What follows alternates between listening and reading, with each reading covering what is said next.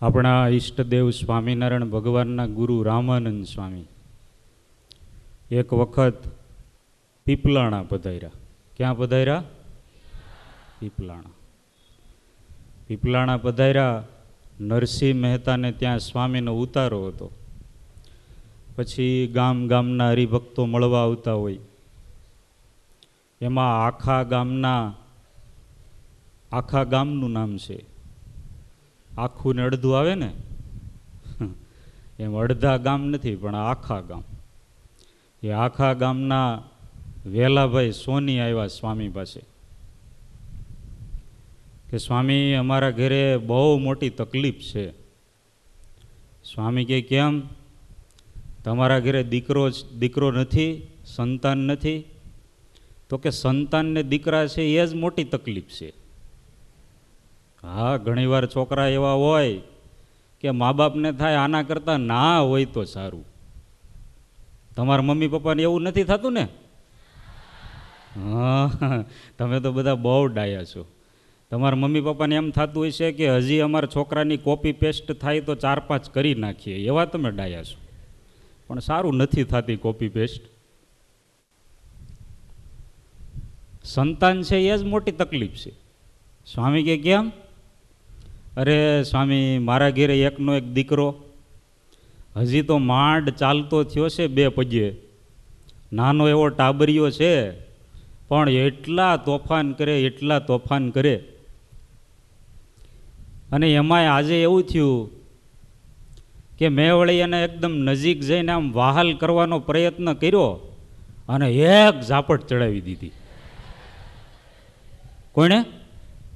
છોકરાએ બાપાને ચડાવી દીધી. અને કાનમાં તમર ચડી ગઈ. સ્વામી,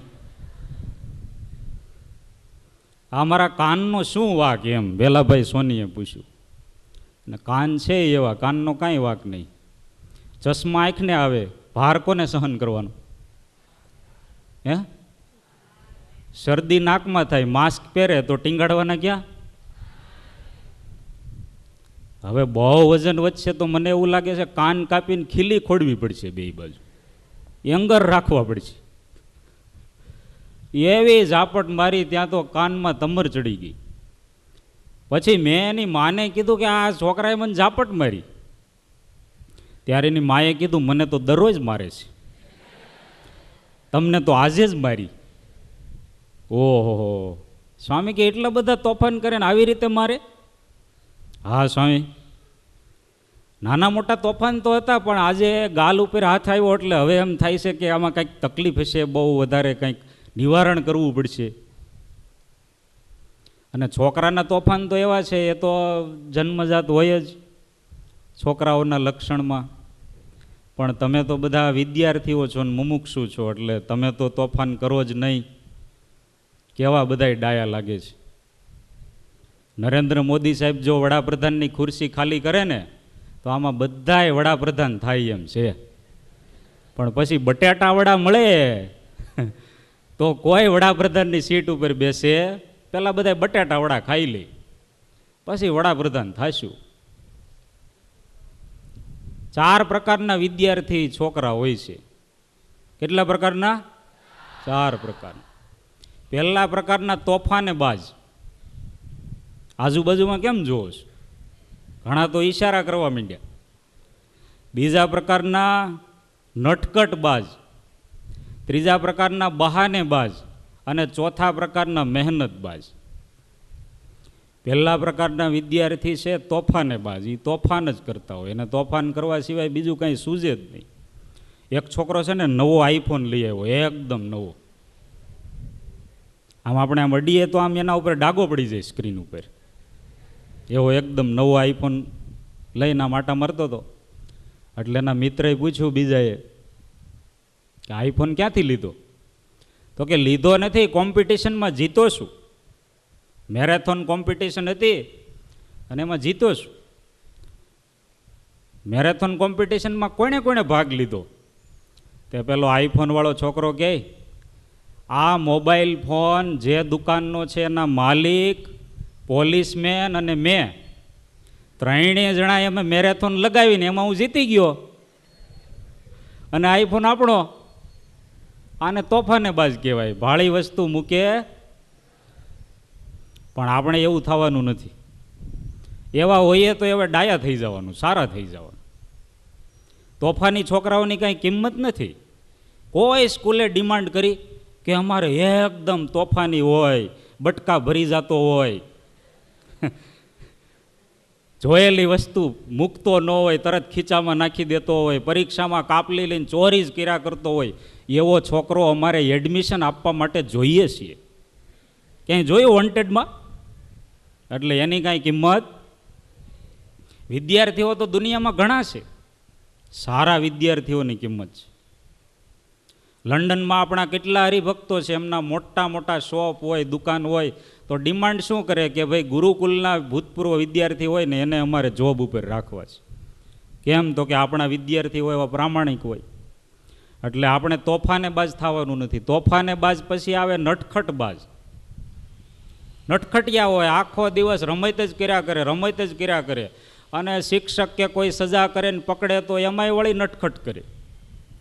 એક છોકરો બહુ મસ્તી કરતો હતો, બહુ મસ્તી કરતો હતો, એટલે પછી શિક્ષકે કીધું, એલા ભાઈ તું મોટો થઈને શું થાઈશ, અત્યારથી એટલી મસ્તી કરે છે? તો કે સાહેબ હું મોટો થઈને જીરાફ થાઈશ. જીરાફ?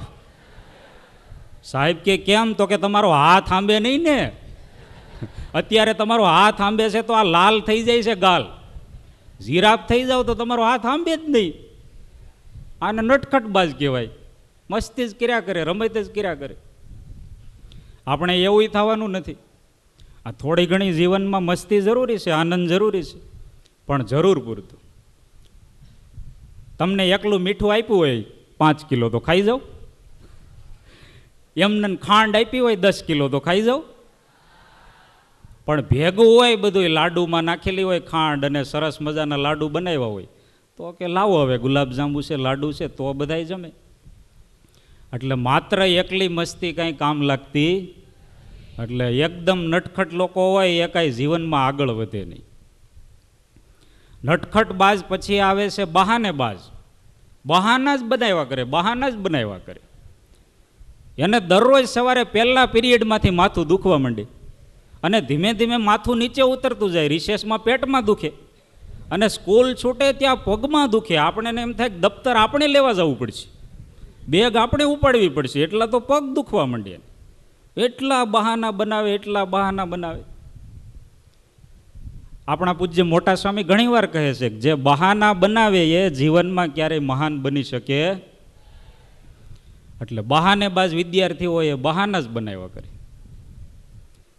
એક શિક્ષક હતા ને, એણે પરીક્ષા લીધી, મેથ્સનું ગણિતનું પેપર હતું, અને એમાં છોકરાને 50 જ માર્ક્સ આવ્યા. 100માંથી કેટલા? 50. એટલે શિક્ષક બરાબરના ખીજાણા કે અમે જ્યારે ભણતા હતા ત્યારે ગણિતમાં અમારે 100માંથી 100 માર્ક્સ આવતા હતા. તે પેલો વિદ્યાર્થી કહે, તમને ભણાવનારા શિક્ષક બહુ સારા ને હોશિયાર હશે, તમારી જેવા શિક્ષક પાસે ભણીએ તો 50 જ આવે સાહેબ. આને બહાનું કહેવાય. કાંઈ બધાઈને તો 50 આવ્યા નહોતા ક્લાસમાં. અમુકને 90 આવ્યા હોય, અમુકને એનાથી વધારે આવ્યા હોય. એટલે બહાના જ બનાવ્યા કરે, એ ક્યારેય આગળ વધે નહીં. એ વિદ્યાર્થીઓ બહુ ધીરજવાળા હોય, એકને એક ક્લાસમાં 5 વર્ષ કાઢી નાખી, બહાના બનાવવામાં જ રહી. અને એના પછી આવે છે મહેનતબાજ. મહેનતબાજ વિદ્યાર્થીઓ એ મહેનત કરે, ન આવડતું હોય તો શીખે, ખૂબ મહેનત કરે, અવારનવાર જાણે, શીખે, તો ધીમે ધીમે આગળ વધે. કોશિશ કરને વાલો કી કભી હાર નહીં હોતી. એટલે મહેનત કરે, પુરુષ પ્રયત્ન કરે તો ધીમે ધીમે ન આવડતું હોય એ આવડે. આપણે મહેનતબાજ વિદ્યાર્થી થવાનું. અને મહેનતબાજ ક્યારે થઈ શકીએ, આપણે પુરુષ પ્રયત્ન ક્યારે કરી શકીએ? તો કે આપણે શાંત બનીએ, એકાગ્ર બનીએ. તો કચ્છમાં એક બહુ મોટા સંત થઈ ગયા, મેકરણ દાદા. સંત મેકરણ તરીકે પ્રખ્યાત. એમના શિષ્ય છે ને, એકવાર ખીચડી બનાવતા હતા, ખીચડી રાંધતા હતા. ખીચડી જોઈ છે ને તમે? જોઈ જ છે. આદિ છે. તો ખીચડી બનાવતા હતા એટલે ખીચડી પેલા પાત્રમાં મૂકી હોય ને એના ઉપર સીબું ઢાંક્યું હોય, ઢાંકણ ઢાંક્યું હોય. પેલા શિષ્ય હતા ને વારે વારે સીબું હતું એ ઊંચું કર્યા કરે, ઢાંકણું ખોલીને જોયા કરે. એટલે સંત મેકરણે કહ્યું કે ખીચડી ત્યારે પાકી કહેવાય કે જ્યારે ઊંચી નીચી થતી બંધ થઈ જાય, ભૂડુક ભૂડુક થતી બંધ થઈ જાય. ભૂડુક ભૂડુક કચ્છી શબ્દ છે. ઊંચી નીચી થતી બંધ થઈ જાય એનો મતલબ કે ખીચડી પાકી કહેવાય. અને માણસ જ્યારે ઊંચો નીચો થતો બંધ થઈ જાય, સ્થિર થઈ જાય, ત્યારે પરિપક્વ થયો કહેવાય. પછી એ પોતાના કાર્યમાં મહેનત કરે તો સફળ થાય. હવે સરસ મજાની રબડીની રસોઈ હોય અને તમે ભંડારમાં જમવા જાઓ, ભંડારનો રસ્તો તો બધાને ખબર પડી ગઈ છે ને, નહીતર ગૂગલ મેપમાં નાખી દઈએ. ઘણા વિદ્યાર્થીને જે ભંડારનો રસ્તો મળતો ના હોય કદાચ. ભંડારમાં તમે જાઓ અને રબડીની રસોઈ હોય ને ગ્લાસમાં આપવાની હોય, પીરસવાવાળા આમ રબડી નાખતા હોય ને તમે ગ્લાસ આમાં હલાવ્યા કરો તો કેટલી રબડી ગ્લાસમાં આવે? કેટલી રબડી આવે? કાંઈ ના આવે, બધું ઢોળાઈ જાય. એમાં આપણે ક્લાસમાં બારીની બાજુમાં બેઠા હોય, સાહેબ ભણાવ્યા કરે ને આપણે બારીની બહાર જોયા કરીએ તો રબડો કાંઈ આપણા મગજમાં આવે? રબડો એટલે અભ્યાસ. શિક્ષક જે ભણાવે એ કાંઈ આપણા મગજમાં દિમાગમાં આવે નહીં. એટલે આપણે પરિપક્વ થઈએ, સ્થિર થઈએ, પછી કાર્ય કરવાની શરૂઆત થાય. અને એના માટે શાંત થવું પડે. શાંત થવા માટે સૌથી અગત્યનું ઔષધ હોય તો સત્સંગ. શાંત થવાની ઔષધિ ક્યાંય કોઈ મેડિકલમાં મળતી નથી. સત્સંગ છે એની ઔષધિ છે. એટલે વેલાભાઈ સોનીએ રામાનંદ સ્વામીને કહ્યું કે સ્વામી આ છોકરો એટલો કજાડિયો છે, જાડિયો હોય તો પોહાય પણ આ કજાડિયો છે. કેવો છે? કજાડિયો છે. જાડિયો હોય તો સારું, ક્યારેક કામ લાગે, ક્યારેક ઝઘડો કરવો હોય, ફાઇટ કરવું હોય તો કુસ્તીમાં જરૂર છે ને એવા શરીરની. દુનિયામાં દરેક પ્રકારના માણસોની જરૂર છે. અને માણસ છે ભગવાનની બનાવેલી કૃતિ છે, ભગવાનનો અંશ છે. એટલે એ કાંઈ નકામા તો ન હોય. એટલો કજાડિયો છે આ, તો આને કંઈક શાંત થાય એવું કંઈક કરો. રામાનંદ સ્વામીએ આંખો બંધ કરી અને પછી આંખો ખોલી અને કહ્યું કે ચાલો તમારા ઘરે. બહુ સ્પેશિયલ પેશન્ટ હોય ને એને ડૉક્ટર ઘરે આવે. હા, દર્દી હોય એને ક્યાં જવાનું હોય? હોસ્પિટલે જવાનું હોય, ક્લિનિક ઉપર જવાનું હોય, પછી ડૉક્ટર ચેક કરે. પણ બહુ વીઆઈપી પેશન્ટ હોય અને આમ બહુ દીર્ઘ રોગ હોય તો પછી ડૉક્ટર છે એ સુટકેસ લઈને ઘીરે આવે, એની બેગ લઈને. એમ રામાનંદ સ્વામી પોતે આવ્યા વેલાભાઈ ત્યાં, અને જ્યાં એમના ઘરે આવ્યા ત્યાં તો છોકરો રામાનંદ સ્વામીને જોઈને એટલી રાયડો પાડવા માંડ્યો. વેલાભાઈ સોની કહે સ્વામી આ તો બહુ રાયડો પાડે છે, તમને જોઈને વધારે રાયડો પાડવા માંડ્યો. સ્વામી કહે એ પૂર્વજન્મનો તપસ્વી ઋષિ છે અને એનો ક્રોધી સ્વભાવ હતો. એટલે એ ક્રોધી સ્વભાવને લઈને 7 જન્મ લેવા પડ્યા અને 8મા જન્મે તમારા ઘેરે એનો જન્મ થયો. હવે આપણે એનું કલ્યાણ કરવું છે. આ તોફાન કરે છે એનું કારણ એ પૂર્વજન્મનો તપસ્વી ઋષિ અને ક્રોધ. પણ તમારે એવું નહીં માનવાનું કે તમે બહુ તોફાન કરો તો પૂર્વજન્મે તમે તપસ્વી ઋષિ હતા એમ. હા, પછી વળી વ્યવસ્થાપક કહે કે કેમ બહુ તોફાન કરે છે? તો કહે સ્વામી ગઈકાલે જ કહ્યું હતું કે પૂર્વજન્મમાં જે તપસ્વી ઋષિ હોય એ બધા આ જન્મમાં તોફાન કરે. એ તો મોટા સંતો એ જાણતા હોય. રામાનંદ સ્વામી એવા મહાપુરુષ કે જન્માંતરોનું જોઈ લે, એને ખબર હોય.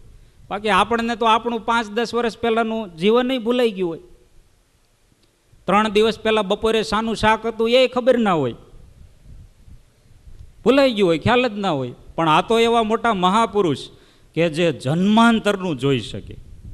એમની પાસે એવી દ્રષ્ટિ હોય કે જે આર પારનું વિચારી શકે, જોઈ શકે.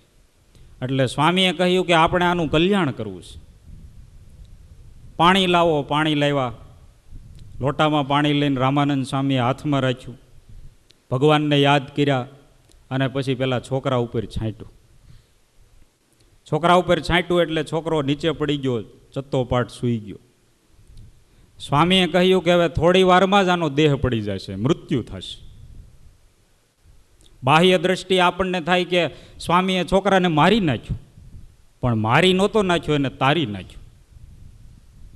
સ્વામીએ કહ્યું સુખડના લાકડામાંનો અગ્નિ સંસ્કાર કરજો, અને આવતા જન્મમાં કચ્છમાં જ કોઈ ભક્તને ત્યાંનો જન્મ થશે, અને એ સ્વામિનારાયણ ભગવાનનો આશ્રિત થશે, અને એમના ધામની પ્રાપ્તિ થશે. કેવો તોફાની છોકરો!